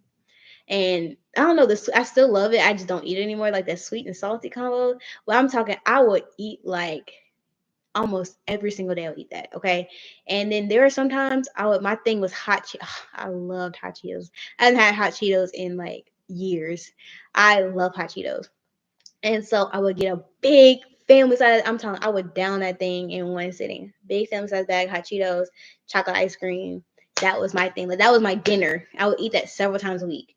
And I remember I would be sitting in my apartment all day. Literally, I could walk across the street and go to the gym because they had like a gym on the campus. You could just literally walk. Like it was like maybe a 2-minute walk to the gym. I could have easily. I had access to work out. I just didn't. I sat in my apartment all day. Sometimes I studied. Sometimes I didn't. I was crying every other day, and I was just eating, eating, eating, eating, eating. And I had never experienced that before, where I just ate like that. Okay. And so it's not like, oh, and the thing is, here's the crazy thing. Freshman year, we would eat all the time. We would go to like the little on campus store and we would spend our little paw points when we get food. I go to the club. Yes, I lived that life, and we would get canes at 3 a.m. and go back to the apartment. I didn't gain a pound. And that's because my friends lived across campus and the dorms across campus. I would walk to their park to their dorms all the time. We were walking, we were moving, we were going places, going to events on campus. Like we were doing stuff. Like I wasn't depressed. And I just ate when I was hungry, which was often because we were moving, but I didn't gain a single pound, straight A's, everything, right? Then that switch to I wasn't really like we had kind of sophomore year, everybody kind of got more concentrated in their majors and stuff, so we weren't really had time to hang around with each other like that. And also I started working as an RA, so I didn't have that much free time like that to just go walk to their dorm. And my classes got harder, which is normal, but I started eating and I got depressed. Also, that's when I kind of started to realize I didn't want to be like a doctor. But I didn't accept it. I tried to change my major, didn't. I ended up just minoring in psychology though, and I still was a STEM major, pre-med major. So that was my first time getting depressed. It was my first time ever in my entire life dealing with gluttony. Like I had no idea what it was. Didn't even know what it was called. Okay. And then that was the first time. But snapped out of it, lost weight, got back to my regular weight, right? Didn't think it was a big deal. The second time was medical school. Okay. Because I'm telling you, I was in during COVID. So I graduated college, lived at home for a year for COVID, and then went to med school. So my quote unquote senior year of college, I graduated a year early, but what would have been my senior year, I stayed at home and just took a year off and went to med school the year after. That whole year at home around food and everything, I'm telling you, I was eating once, maybe twice a day. Like food was just not that deep for me. I didn't struggle with like overeating, self-control, nothing. I did not overeat. Like my schedule, I would wake up, I would read my Bible or do whatever, do med school applications, study for the MCAT, whatever I was doing at that time. Then take my brother to practice. While my brother would go to practice for like 2 hours, I would go to the gym and I would just work out while I waited on him. I come back, it's like 3 or 4 o'clock. I might have something small, go back to doing whatever I'm doing. I think I was doing social media maybe at this time, so I might have been making videos or whatever. Then like 6 o'clock, I have dinner. Like I would sit there with a pint of ice cream, eat like 2 bites, and put it back in the fridge. Like I had no problem or control around food. Cause think about it, I really didn't have any life stressors. Med school didn't really stress me out because I didn't want to do it anyways. I just didn't realize it. And working out, that was my only me time living at home with all my family. So I love to do that. And food it didn't feel a need for me. But then I went to medical school and that's where depression hit part two. And I got so depressed, y'all. I'm talking, I went from being low 140s, most fit I ever been up until that point. I was strength training, everything. Leaving med school, 20 pounds heavier. No, almost 30 pounds heavier. Crazy work. So I say all that to say that it was dumb of me for the last 3 years, 2 years, 3 years. Hold on. 2023, 2024. Yeah, 3 years. It was done with me for the past 3 years to ignore the emotional and mental aspects that led me to gain weight and trying to lose weight the shortcut way. I'm telling you, I tried every single diet. If there's a diet out there, I tried. I've tried diet pills, okay? I've tried, not eating. That's not good. Don't do that. I've tried, I did a 10-day juice cleanse. I've tried, cutting out. I'm only gonna eat be like the Daniel fast. I'm only gonna do that. I tried every single crazy diet out there. Everything you can think of, Brittany Collins has done that. And yet none of it worked. Why? Because the second life hit, I go back to my habits of being gluttonous. Why? Because I was allowing food to feel an emotion that God should have been feeling.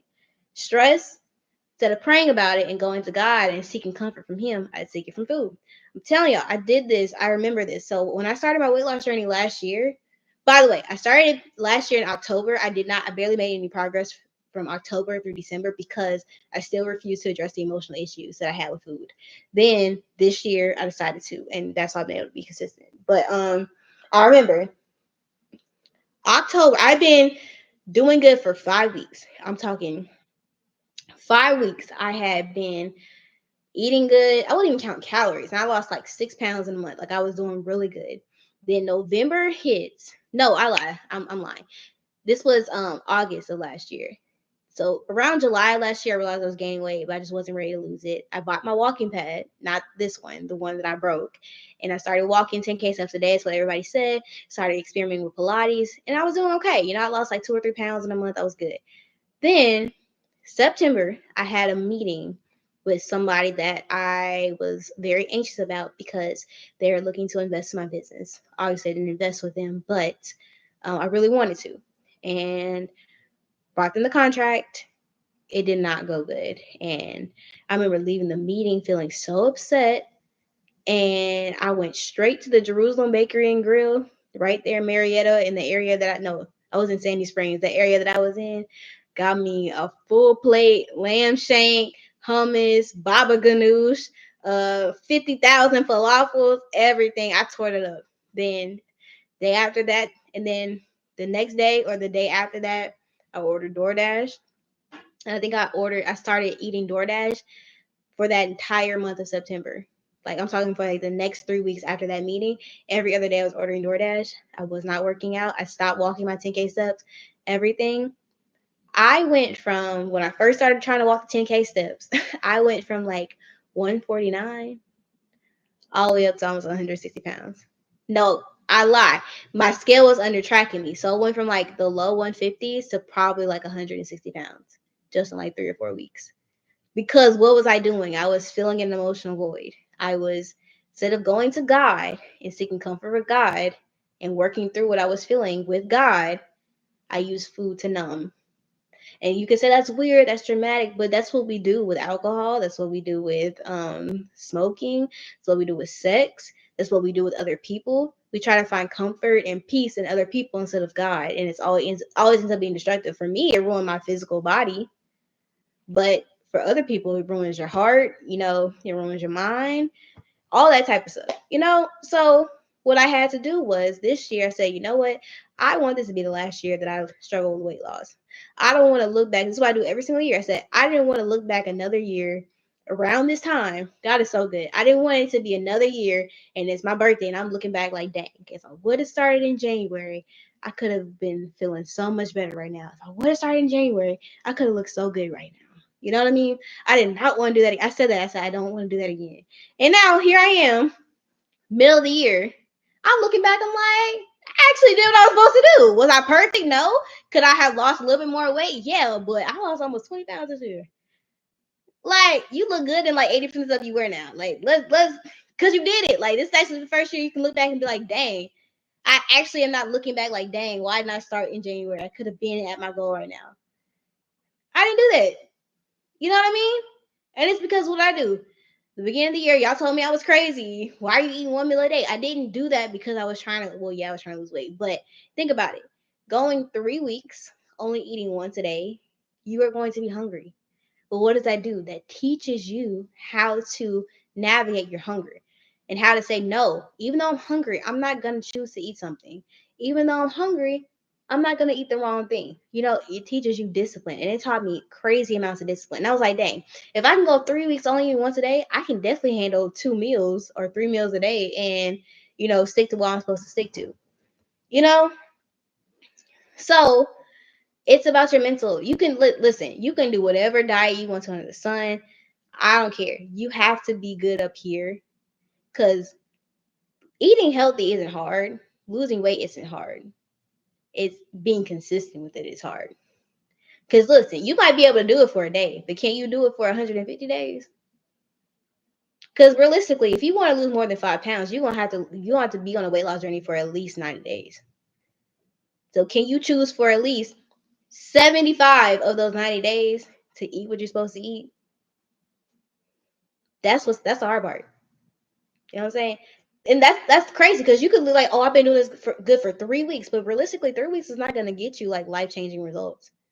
You're gonna do 3 weeks times about 6 to get life-changing results. And again, that's why it's about consistency, not perfection. During the last 6 months, there have been plenty of times where I messed up, but I did not continue down that path. I said, oh, I overate today. Oh, I had DoorDash today. Oh, I gave into gluttony today. But you know what? Tomorrow I'm gonna get right back on track. That's all you're gonna do. You know, that's it. It's a mental game. And so when I finally stopped ignoring people when they said to fix your mental, around food, fix your issues with food, fix your relationship with food. That was so annoying to me when people said that. Okay, hold on. So, do y'all know who Amber Lynn Reed is? Right? Y'all know what I'm talking about. If y'all in the girl world, if y'all in Amberverse, locale, all that. I don't watch beauty. I just watch Amber, and I just watch reaction channels.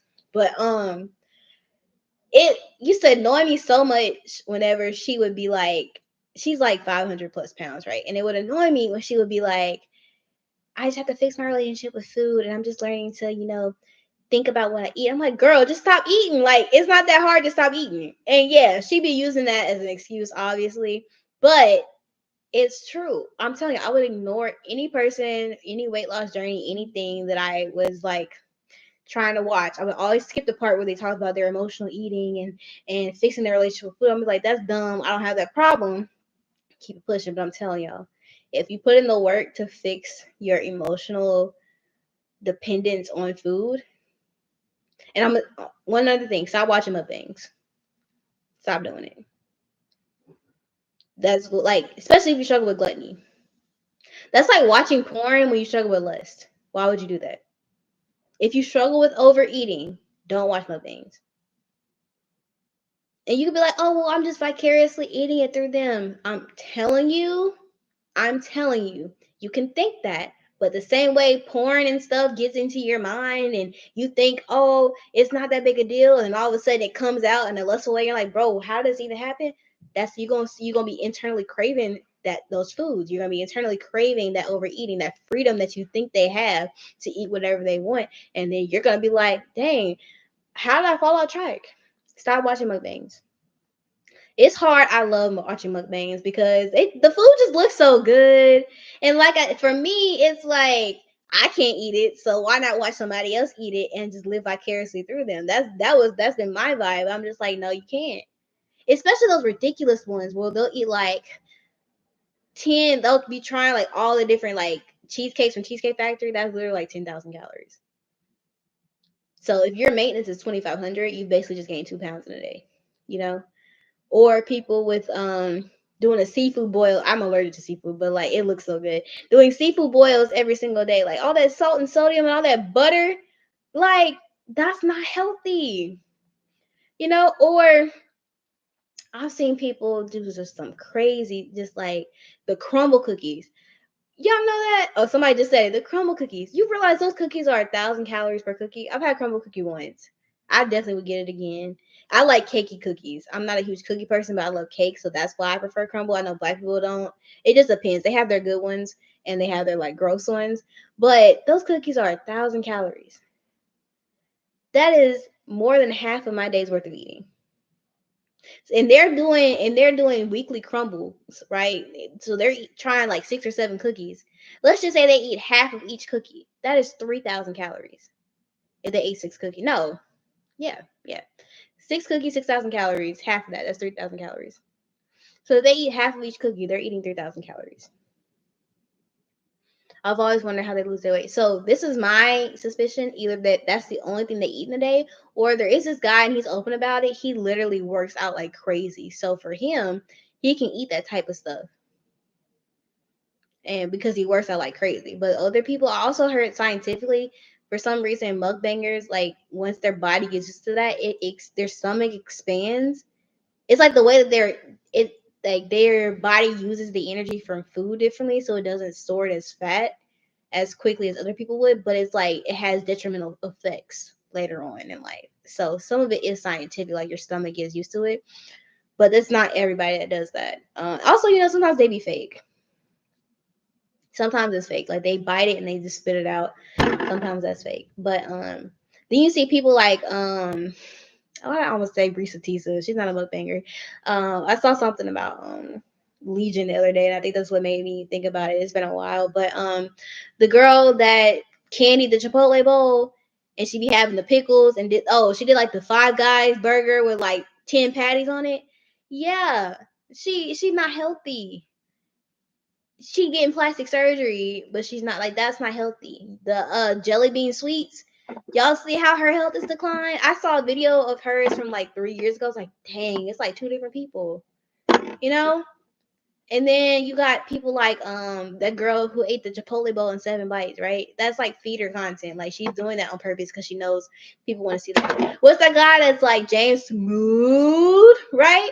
And he be eating like 30 things of ramen in one sitting, talking about it's a little snack. He does it on purpose. He be like, let's have a little snack before breakfast. And he'll pull out 24 donuts. Talking about mood. And he'll eat like the 3 tubs of funfetti icing. Actually, you know what? How many calories is funfetti icing? Because he'll eat like 3 of them. He'll eat like 3 of them. Funfetti icing. Y'all know who I'm talking about? His name is James, and he's big. That's a big boy. He's at least 500 pounds. In fact, I wouldn't be surprised if he's over 600 pounds. So it's 140 calories for 2 tablespoons.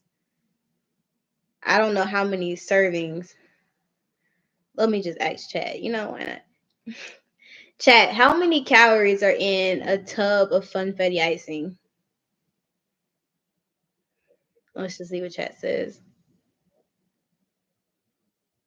I gotta search the web. You should know what funfetti icing. 1,820 calories. Y'all, 1,820 calories times.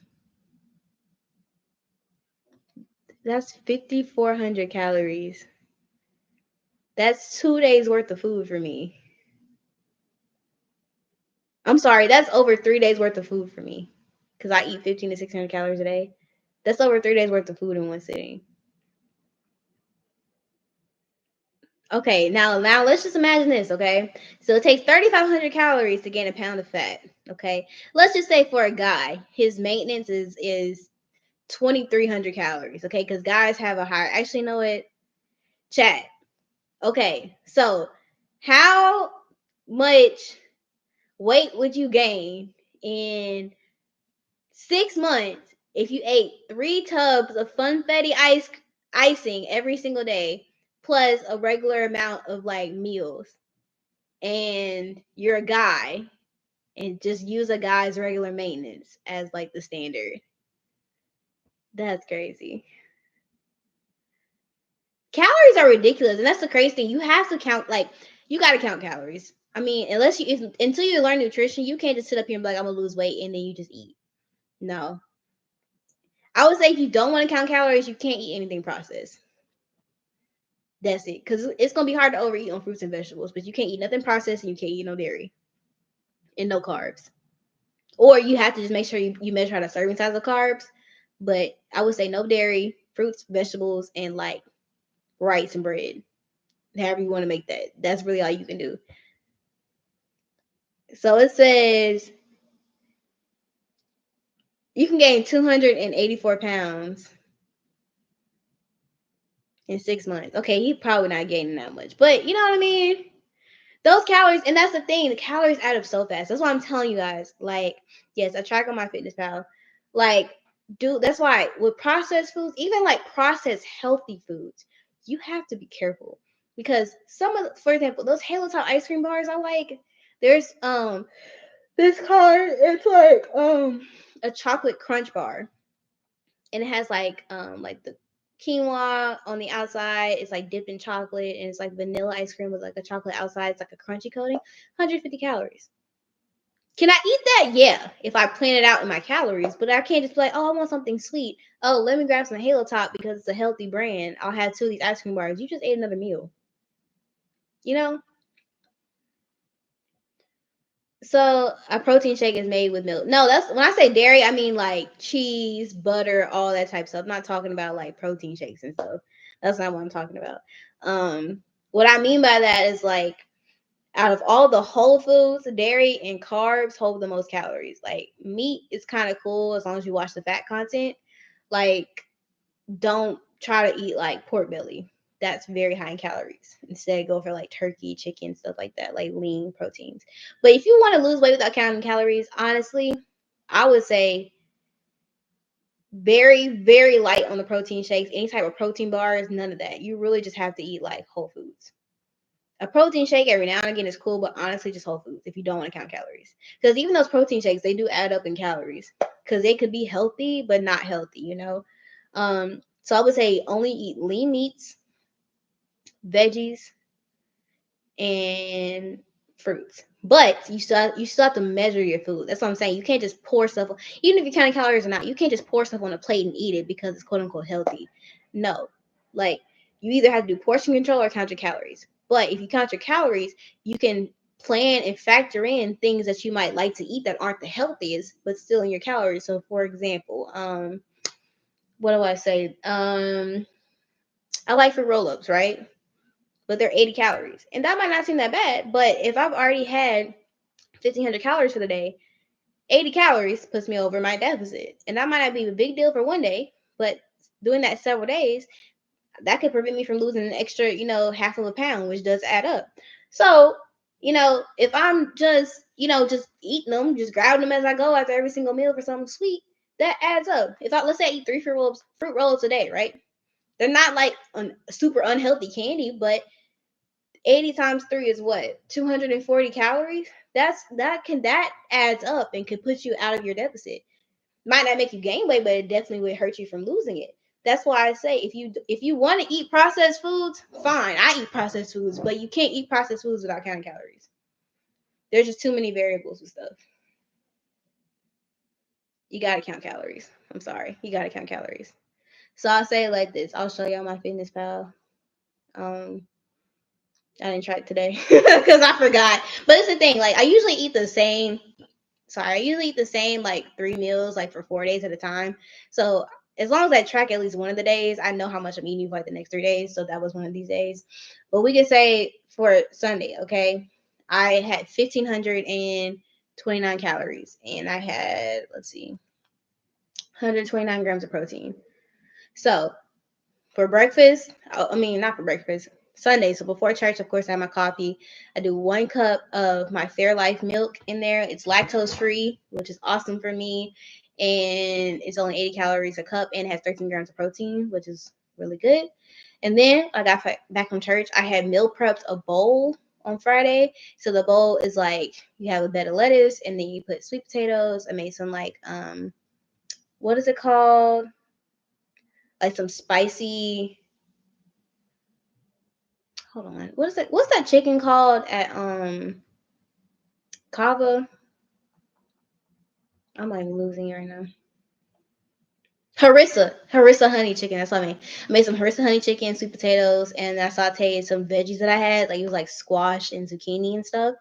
Sauteed that, and I threw that all in a bowl. And then I just had some hummus, and I made me some like yogurt based dressing. Okay, I used my Fitness Pal to track, and so that's what I had for my first meal.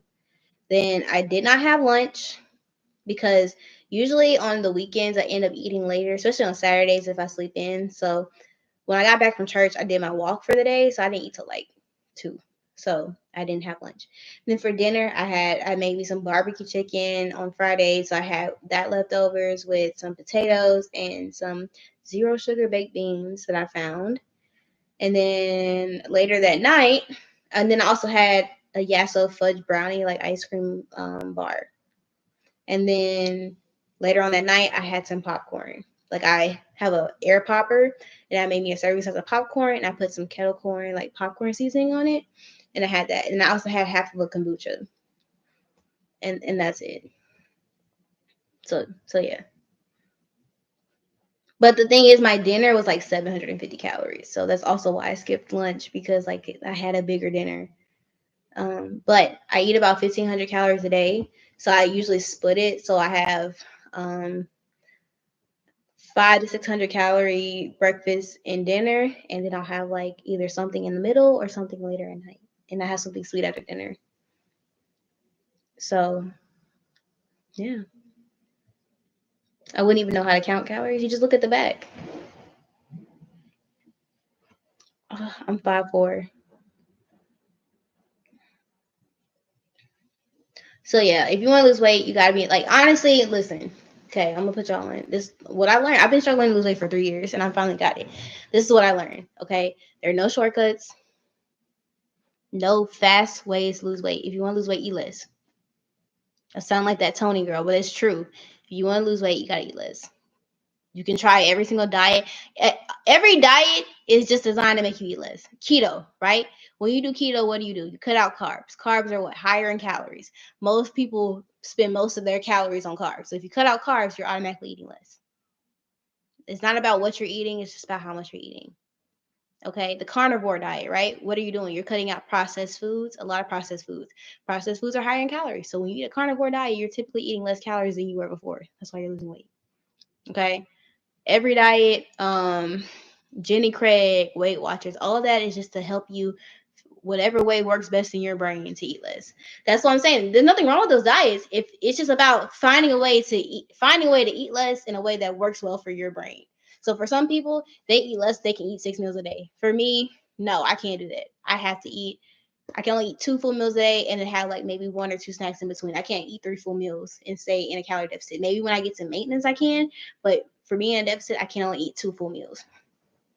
So it's all about just finding whatever diet or whatever way that makes your brain be able to eat less. Whether you need to cut out certain food groups, which I don't recommend, but if that's what you need to do, cool.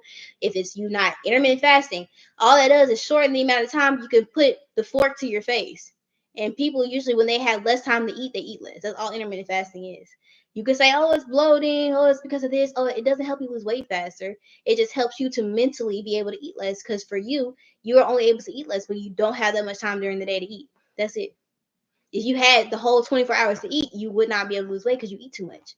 But when you say, hey, I'm only going to eat from this time to this time, you have, less time to overeat. That's how intermittent fasting works for some people. And that's fine. I think I kind of do that as well. For me, I don't eat in the mornings. I only eat from like 12 to maybe like 7 or 8 o'clock. That's it. So eat less and move your body. And if you need to cut out certain food groups to do that, cool. If you need to cut down ouch, I hit my phone. If you need to cut down to a certain eating window, cool. If you need to only eat certain types of food, cool. If you need to eat a certain amount of meals a day, or maybe eat once a day or eat twice a day, cool. But all you have to do is all you have to do is eat less. Okay, however you want to do that, that's fine. Just eat less. Eat in a calorie deficit. Now, also something I had learned, do not undereat. That will prevent you from losing weight just as much as overeating will. Because what happens is your body thinks that it's not getting enough food. And so what is it going to do? It's going to store your fat and hold on to it tighter because your body uses fat for energy. So it's going to try to conserve your energy because it feels like it's not getting enough and it doesn't know when your next amount of energy eating is going to come. So it holds on to your energy for emergencies. That's called starvation mode. So when you undereat, that's what your body does. Now, you can, do like calorie cycling, which is what I started trying to look into, which I think is kind of helpful, where one day you eat less, one day you eat more. That way your metabolism doesn't adjust, your body doesn't feel like it's starving itself, and you can eat less on some days, eat more on some days, and make it easier to be in a calorie deficit. Whatever you want to do. But just got to eat less. That's the only thing that works. And you have to eat less consistently.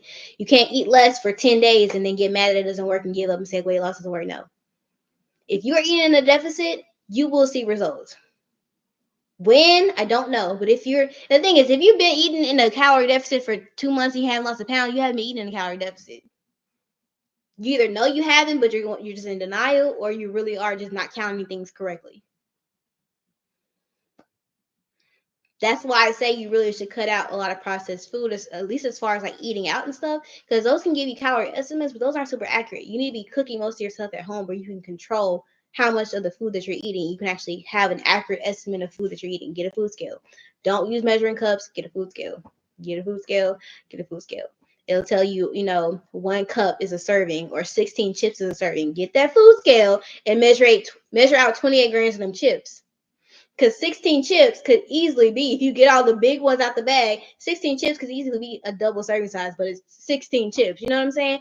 Get a food scale. They're not that expensive. Cost a couple of bucks at Walmart. Get a cheap one. Don't matter. Just as long as it has grams.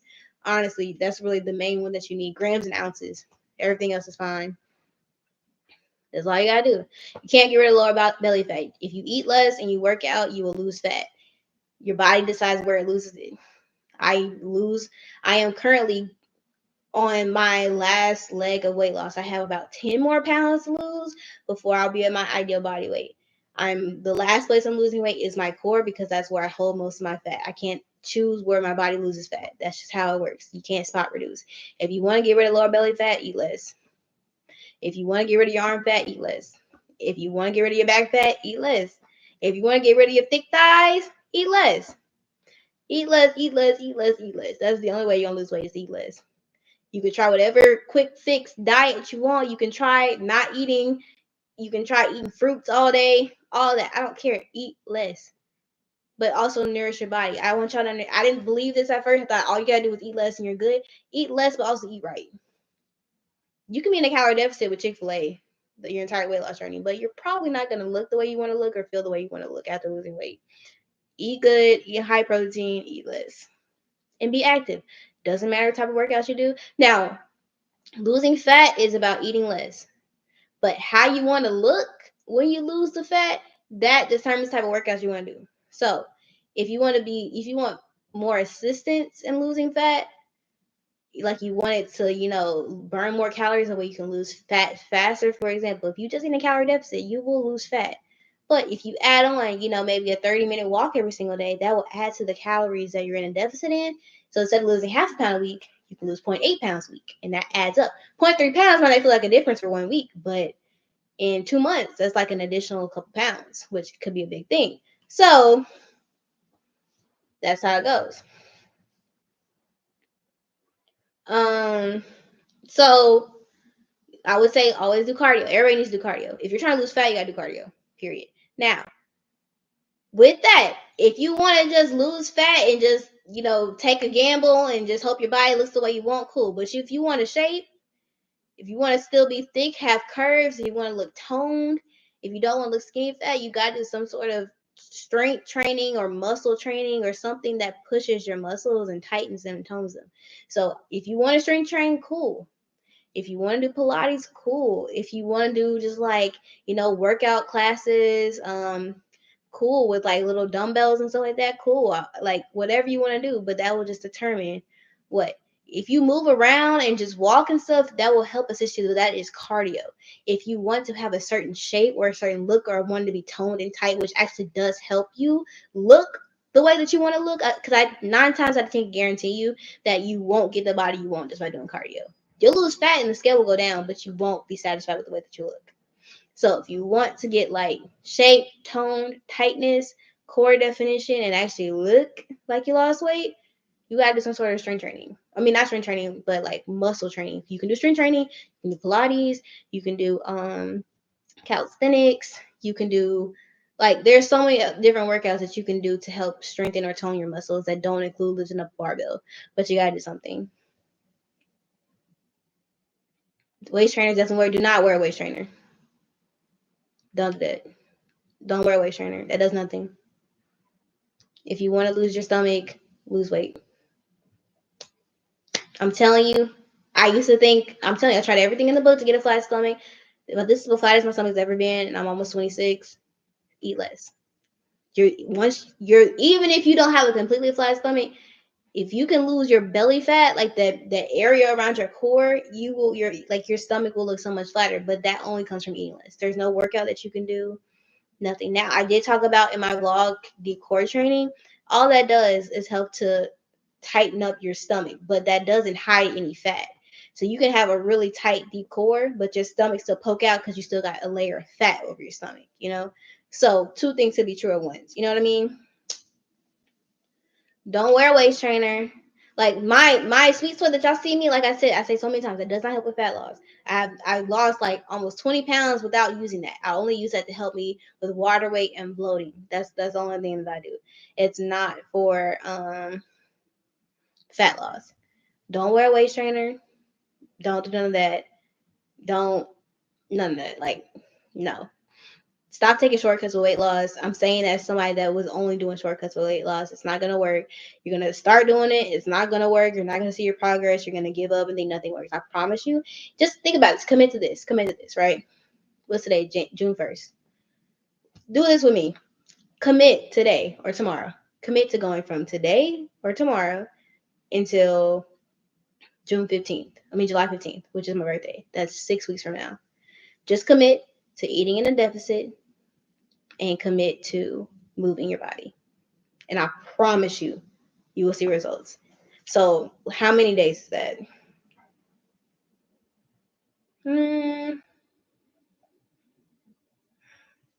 How many days until July 15th?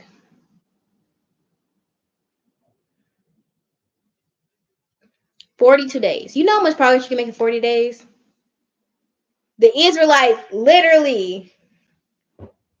No, that was 40 years. Never mind. Jesus fasted for 40 days and 40 nights. Think of how strong Jesus was, right? Think of how life changing 40 days could be for you. If you only have 5 pounds to lose, you could be done in 40 days. If you have 10 pounds to lose, depending on how heavy you are, you could be almost done with that. If you're let's say 180 pounds, you can lose 10 pounds in 40 days for sure. You know, like 40 days. Okay, let me say this. I'll ask the chat right now. Ask me. Hey chat, you know my current weight loss routine.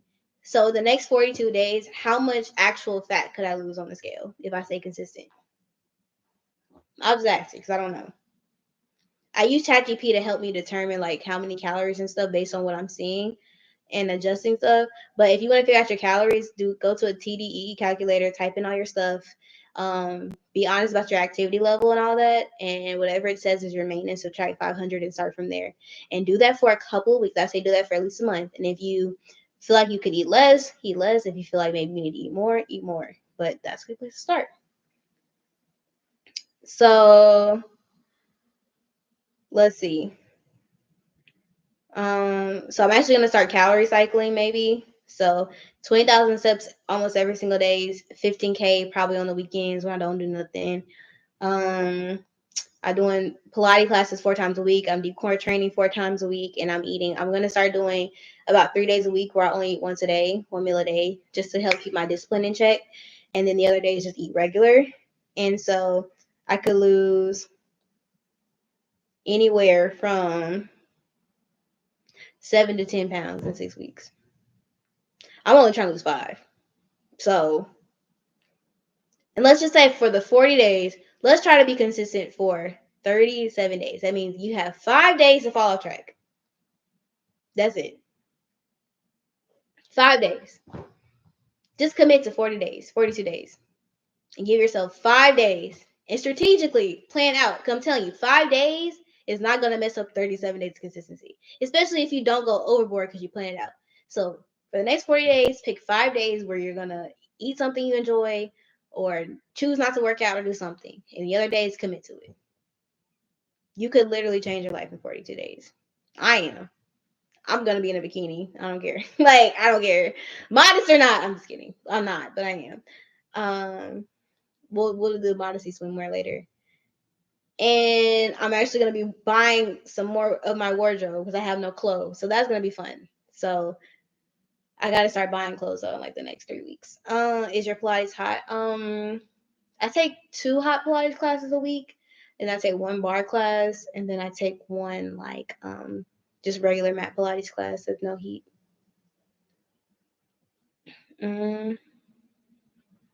Most of my family's skinny. I've always been fat. You know what? That's crazy because literally in my family, my brothers are both skinny. It's like I don't know. The girls we struggle, but you know we're girls. We struggle with our weight. But my sister, no, her body's T. Honestly, it's so annoying. So this thing, and it's annoying because I feel like it should have been genetic. She has that, like she's thick. She has the shape, stomach flat, all that. I'm like over here like a board, like a brick. We've always just been the opposite. I'm taller than her, but I'm just like, huh. She's shorter than me, but she's like, da-da-da-da. I'm like, girl, why can I not be like that? Like her look, like if she gains any weight ever, which she looks great, but like it's always focused in her lower body. For me, it's always in my stomach. I'm just like, I would like to gain 10 pounds and just go to my butt, you know?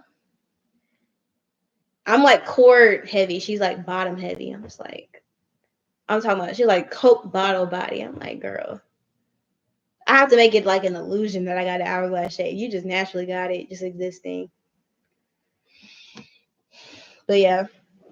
I mean, we've all gone through like our fat phases, but like my brothers, like they naturally slimmed up in high school. I'm talking like slimmed up, got skinny, like people normally do. The girls, we just well no, even them, I've been the fat one. My sister, her body is T. It's always been T. Always been T. She's just naturally in a very just nice shape. I'm just like her body is very proportioned. Like I wish. All right, y'all. Any last minute weight loss questions? I'm about to go. It's been almost 2 hours, but any last weight loss questions before I sign off for the night? I am tired. It's almost 10 o'clock. I feel old. I need to go to sleep. Um, I'll watch the chat for 30 more seconds. Y'all got any questions? I think I covered most of everything. Honestly, the biggest thing I would just say is don't cheat it. It doesn't seem like a big deal, but please, please, please get down to the root of why you overeat. And that will help you to not overeat, basically. My food scale is from Amazon. It's in my storefront in the description. Yeah, I keep my lives up. Well, some of them. Sometimes I don't, but I am. It is. This one didn't start off the best, but it's ending cool. It's fine. But yeah. Oh look, there's my sweet sweat. I filmed for the vlog today how I got 20,000 steps. So I put this on. But all right. Y'all see my degree? Period. Okay. It's like graduation season, and I'm low key jealous because I was part of that crew during COVID that didn't get a graduation. I'm just like so mad, but like I don't want to walk now because like there's just no point. It doesn't make sense. But all right. Anyways, y'all. Bye. See you guys later. Have a good